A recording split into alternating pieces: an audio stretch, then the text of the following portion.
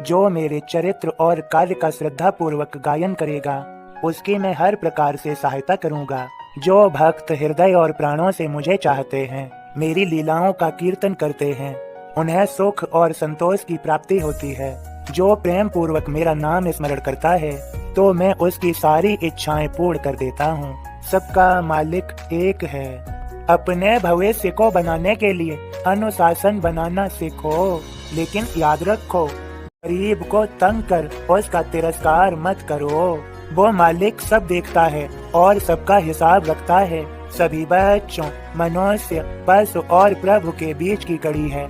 यदि अपने कर्मों से नीचे गिर जाओगे तो बन जाओगे पशु, और यदि अपने कर्मों से ऊपर उठोगे तो बन जाओगे प्रभु। पशुओं में नीचे गिरने और ऊपर उठने की क्षमता नहीं होती, लेकिन मनुष्य में होती है। अब यह तुम्हें सोचना है कि तुम्हें प्रभु बनना है या पशु। सी बच्चों, मैंने पिछले संदेशों के माध्यम से समझाया भी है। आज फिर कहता हूँ, भोजन भय निद्रा में तुम प्राणी सभी करात, मानव जीवन व्यर्थ यदि परमेश्वर ना पात। सभी बच्चों, जो कार्य सभी प्राणी कर रहे हैं, यदि उन्हीं कार्यों में मानव अपने आप को लगाए रखेगा तो और प्राणियों में और मानव में अंतर ही क्या। इसलिए याद रखो, परमेश्वर को पा लो, मेरे संदेश को समझ लो। और फिर से कहता हूँ, अपने भविष्य को बनाने के लिए अनुशासन बनाना सीखो। सभी परिस्थितियाँ तुम्हारे अनुकूल हो जाएंगी। अपनी सच्चाई को अपना आचरण बना लो, सब परिस्थितियाँ अनुकूल हो जाएंगी। जिन्हें मालिक पर, अपने गुरु पर विश्वास है, वे चाहे कैसी भी परिस्थिति हो, वे नहीं डगमगाते और सदा सत्य की जीत होती है और असत्य की हार। कोई चाहे कितनी भी कोशिश कर ले, लेकिन सत्य कभी छिपता नहीं। और जो सत्य के मार्ग पर चलते हैं उन्हें कभी कोई भय भी नहीं रहता, क्योंकि सत्य ही ईश्वर है। और जब ईश्वर साथ है तो किसी से डरने की क्या आवश्यकता। सभी बच्चों, जब मन में छल कपट नहीं तो किसी से डरने की कोई आवश्यकता नहीं। चाहे कैसी भी परिस्थिति हो, माथे पर सिकन न आने दो, स्वयं को कमजोर साबित मत करो। जो दोषी होते हुए भी निडर होकर चलता है, मालिक की नजर में वह गुनहगार है। यदि दोषी हो तो दोषों को स्वीकार करो और अपने आप को सुधारो, तभी आगे बढ़ सकोगे।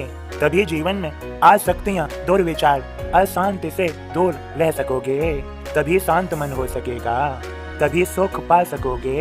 मैंने कहा है, सदा याद रखो, जो प्रेम पूर्वक मेरे नाम का स्मरण करेगा, मैं उसकी सारी इच्छाएं पूर्ण करूंगा। और अब मेरे बोध को सुनो और समझो।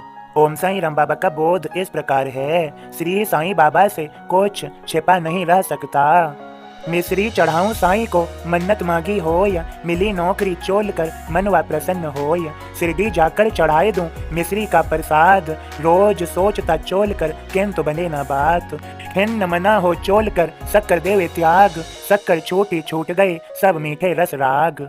फीकी पिए चाय वह चाह साईं की हो या शिरडी जाना होए कब निस दिन सोचत हो या। आखिर जा पहुंचा शिरडी बाबा लिए बुलाया, हर्षित व्यवल चोल कर मिश्री भोग चढ़ाया।